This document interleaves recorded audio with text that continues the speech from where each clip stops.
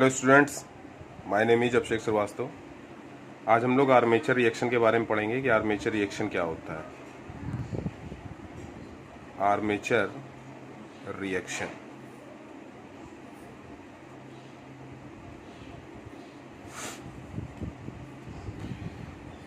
Armature reaction के नाम से ही पता चल रहा है कि आर्मेचर का यहाँ कोई एक्शन का अपोजिट एक्शन हो रहा है, यानी रिएक्शन हो रहा है। बेसिकली अगर हम लोग समझें तो ये जानते हैं कि जब किसी जनरेटर में Faraday law of induction principal को फॉलो किया जाता है, देन मेन मैग्नेटिक फील्ड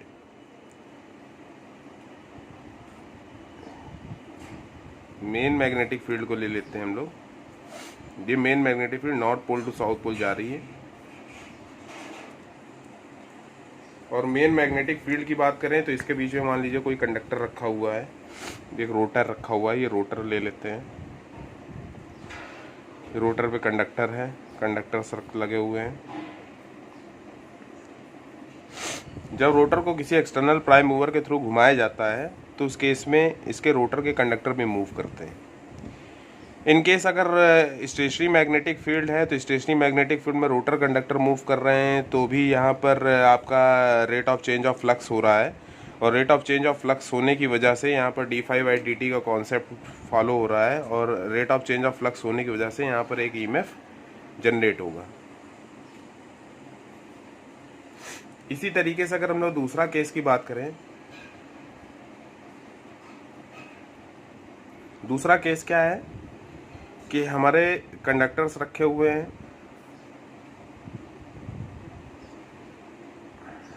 यहाँ पर स्टेटर पे कंडक्टर्स रखे हुए हैं, और यहाँ पर कोई मैग्नेटिक फील्ड है या कोई मैग्नेट है नॉर्थ एंड साउथ, इसको किसी एक्सटर्नल प्राइम मूवर के थ्रू रोटेट कराया जा रहा है। इस केस में भी आप देख रहे हैं कि मैग्नेटिक फील्ड जो है वो टाइम के रिस्पेक्ट में चेंज हो रही है। यहाँ पर भी आपका E = -N वाला कॉन्सेप्ट लग रहा है, फैराडे लॉ ऑफ इंडक्शन का फार्मूला लग रहा है। दोनों केस में आपके ईएमएफ इंड्यूस्ड होगा आपके कंडक्टर में। जहाँ पर भी कंडक्टर हो, रोटर पे कंडक्टर हो तो रोटर पे ईएमएफ इंड्यूस्ड होगा, स्टेटर पे कंडक्टर होगा तो स्टेटर पे आर्मेचर कंडक्टर में ईएमएफ इंड्यूस्ड होगा। अब आर्मेचर रिएक्शन इसमें कहाँ आता है? इस आर्मेचर रिएक्शन को समझने के लिए हम ये एक चीज समझेंगे, जैसे ही किसी मैग्नेटिक फील्ड की वजह से किसी भी कंडक्टर में ईएमएफ इंड्यूस्ड होता है, यहाँ पर हम कंडक्टर बना लेते हैं, ये कंडक्टर है, यहाँ पर एक ईएमएफ जो है वो इंड्यूस्ड हो रहा है, अल्टरनेटिंग ईएमएफ है। अगर ये अल्टरनेटिंग आगे पीछे की ओर हम लोग इसको कर रहे हैं, यहाँ पर मैग्नेटिक फील्ड लगी हुई है, ये मैग्नेटिक फील्ड मैग्नेट की वजह से आ रही। तो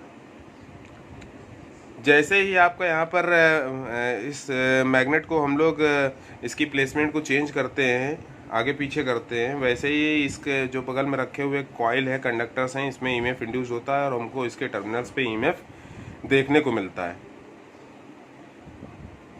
अगर इस वाइंडिंग को हम शॉर्ट कर दें तो शॉर्ट करने के केस में इसमें आपकी करंट एक फ्लो होने लगेगी। अगर ये आर्मेचर वाइंडिंग है तो आर्मेचर करंट फ्लो होने लगेगी। जैसे ही आर्मेचर करंट फ्लो होती है, इस आर्मेचर करंट की वजह से इस कंडक्टर में भी मैग्नेटिक फील्ड जनरेट हो जाती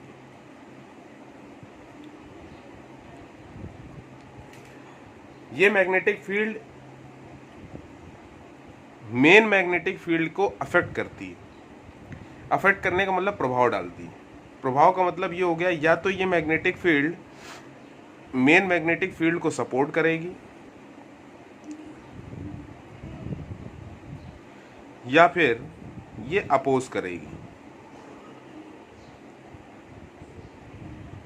दो केसेस में अगर हम लोग देख लें तो सिंक्रोनस जनरेटर में इस कॉन्सेप्ट को समझने के बाद हम इसकी स्टेटमेंट को ये समझ सकते हैं कि आर्मेचर रिएक्शन क्या है। When armature flux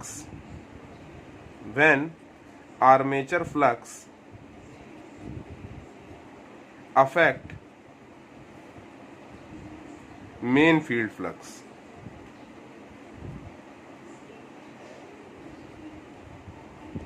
is called armature reaction।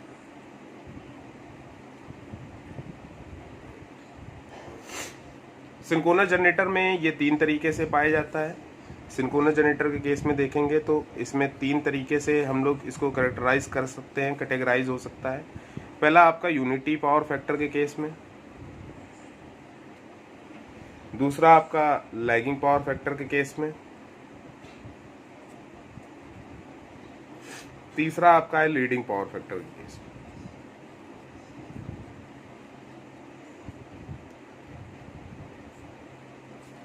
तो सबसे पहला टर्म हम लोग समझते हैं यूनिटी पावर फैक्टर के केस में। तो पहला टर्म आपका क्या है?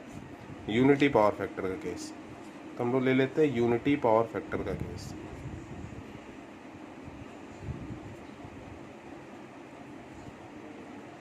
यूनिटी पावर फैक्टर के केस में हम लोग इसको, यूनिटी पावर फैक्टर के केस में इसको हम लोग आर्मेचर बाइंडिंग ही समझ के चल रहे हैं। ये स्टेटर पे लगा हुआ है, इसमें आपने कोई रेजिस्टिव लोड लगा दिया। रेजिस्टिव लोड लगाने की वजह से इसमें आर्मेचर करंट फ्लो करेगी क्योंकि लोड लगा हुआ है। और इसके टर्मिनल पे क्या है? हमारा जनरेटेड ईएमएफ है या टर्मिनल वोल्टेज है। ठीक है, तो हम लोग ई मान के चलते हैं। ठीक, पर फेज वैल्यू है इसलिए इसको ईपीएच मान के चलते हैं। इस केस में अगर हम फेजर डायग्राम ड्रा करेंगे तो फेजर डायग्राम हमारा कैसा ड्रा होगा? ये हो गया आपका ईपीएच, और इसी फेज में आपका क्या होगा? आईए होगा, क्योंकि रेजिस्टिव लोड के केस में आर्मेचर करंट या करंट और वोल्टेज दोनों सेम फेज में होते हैं। दूसरा केस अगर हम लोग लेके चलें लीडिंग पावर फैक्टर का, अभी मैं आपको आर्मेचर रिएक्शन के बारे में बताऊंगा, लेकिन पहले हम लोग लोड कंडीशन को समझ लेते हैं। दूसरा है आपका lagging power factor. Lagging power factor के केस में अगर हम लोग देख के चलें तो लैगिंग पावर फैक्टर के केस में आपका ये आर्मेचर वाइंडिंग है, इसमें आपने एक इंडक्टिव लोड लगा दिया।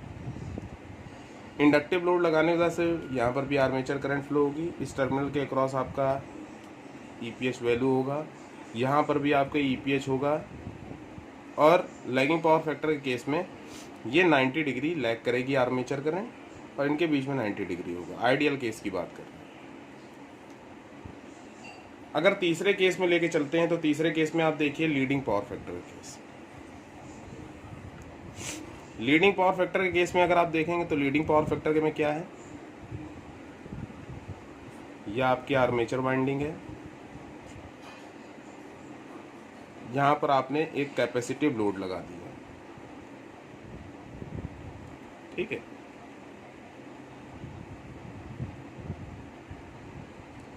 कैपेसिटिव लोड होने की वजह से यहाँ पर वोल्टेज क्या है? आपका ईपीएच तो कर रहा है। इसमें जो करंट आपकी आईए है, यहाँ पर आपका ईपीएच है, इससे करंट आईए लीड कर रही है। अब आर्मेचर रिएक्शन को समझते हैं। आर्मेचर रिएक्शन क्या है? आर्मेचर रिएक्शन के केस में आप देखेंगे कि किसी भी कंडक्टर में मैक्सिमम ईएमएफ कब जनरेट होगा? जब वो मैग्नेटिक फ्लक्स के जस्ट 90 डिग्री पर जा रहा हो। तो ये मूवमेंट इसकी क्या है? जस्ट 90 डिग्री पे मूवमेंट हो, क्योंकि E is equal to B L V sine theta. यहां पर B क्या है? मैग्नेटिक फ्लक्स डेंसिटी है। Magnetic flux density. L क्या है? L is the length of the conductor है।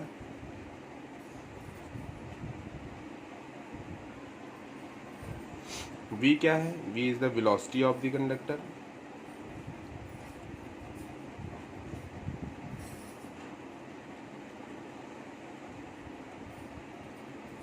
और साइन थीटा क्या है? Sine theta is the angle between conductor movement, the conductor direction, movement direction and the magnetic field direction. ये आपका क्या है? थीटा है।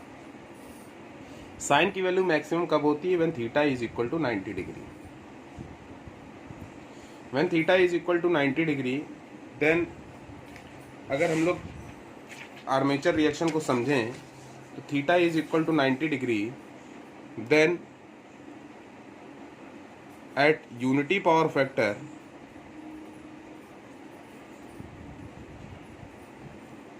यूनिटी पावर फैक्टर के केस में main magnetic field phi M ये है।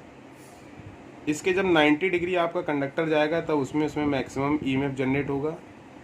तो ये आपका है 90 डिग्री है, ये थीटा की वैल्यू है, इसकी वैल्यू क्या है 90 डिग्री। यहाँ पर आपका क्या जनरेट होगा ईपीएच।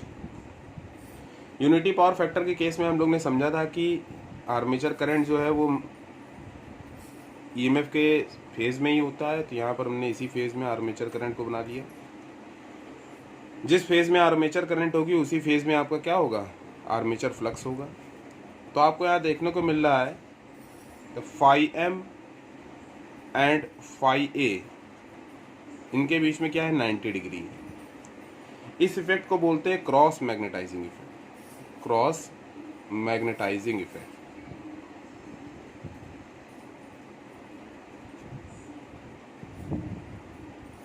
क्या है क्रॉस मैग्नेटाइजिंग इफेक्ट। दूसरा केस अगर ले लें, इस केस में आपका जो रिजल्टेंट फ्लक्स आएगा वो फ्लक्स आपका रिजल्टेंट फ्लक्स ये है फाई आर। ठीक है, इसमें आपका मेन फ्लक्स डिस्टॉर्ट नहीं होता, लेकिन फ्लक्स की डायरेक्शन जो है मेन फील्ड की डायरेक्शन जो है वो चेंज हो जाती है।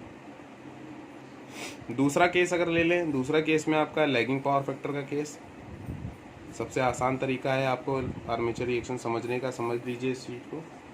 दूसरे तरीके में देखते हैं तो लैगिंग पावर फैक्टर केस में फाई एम आपका ये हो गया, 90 डिग्री पर ही ईएमएफ जनरेट होगा, ईपीएच ये हो गया 90 डिग्री, और लैगिंग है तो ईपीएच से भी 90 डिग्री क्या होगा आईए होगा। अब इस डायरेक्शन में आईए है तो आपका फाई ए भी 90 डिग्री लैग करेगा किससे ईपीएच से। तो आपका यहाँ पर फाई एम हो गया, इसके जस्ट अपोजिट डायरेक्शन में आपका क्या हो जाएगा फाई ए हो जाएगा। इस इफेक्ट को बोलते हैं डीमैग्नेटाइजिंग इफेक्ट।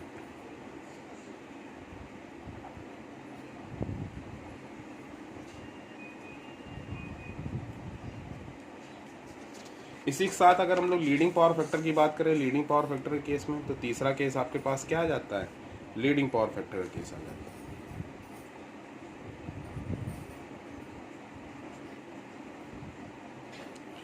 इसमें आपका क्या है मेन फील्ड फाई एम है, इसके जस्ट 90 डिग्री पर आपका ईएमएफ जनरेट होगा ईपीएच, ये 90 डिग्री है, और इस ईपीएच से लीड करेगा कौन सी लोड करंट जो है ये आपकी आईए है। तो आईए जिस एक्सिस में आपका फाई एम है उसी एक्सिस में आपका आईए होगा, और जिस एक्सिस में आपकी आर्मेचर करंट होगी उसी एक्सिस में आपका फाई ए जनरेट होगा। तो आप देख रहे हैं यहाँ पर फाई एम और फाई ए ये दोनों एक ही एक्सिस में है। इस इफेक्ट को बोलते हैं मैग्नेटाइजिंग इफेक्ट।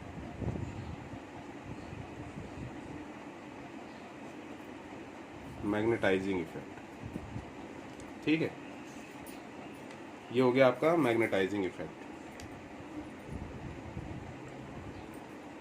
ठीक, मैग्नेटाइजिंग इफेक्ट में क्या होता है कि जो आपका रिजल्टेंट फाई आर होगा वो आपका फाई एम और प्लस फाई ए हो जाएगा। तो इससे क्या है आपको मेन फील्ड की वैल्यू को क्या करना पड़ता है कांस्टेंट रखने के लिए मेन फील्ड की वैल्यू को घटाना पड़ता है। इस वाले में केस में अगर देखें लैगिंग पावर फैक्टर केस में यहाँ पर क्या हो जाता है आपका phi R is equal to phi M minus phi A. इस केस में फाई एम की वैल्यू को बढ़ाना पड़ता है ताकि आपकी मेन फ्लक्स की वैल्यू कांस्टेंट बनी रहे। यहाँ पर आपका रिजल्टेंट वैल्यू है तो phi R is equal to क्या हो जाएगा under root phi A square plus phi M square. तो ये क्रॉस मैग्नेटाइजिंग इफेक्ट का हो, यही आपकी आर्मेचर रिएक्शन है, और आशा है कि आपको ये चीज़ समझ में आई होगी। अगर आपको कोई भी डाउट है तो आप कमेंट बॉक्स में कमेंट कर सकते हैं। बाकी आप वीडियो को लाइक करिए, सब्सक्राइब करिए और शेयर करिए। Thank you so much.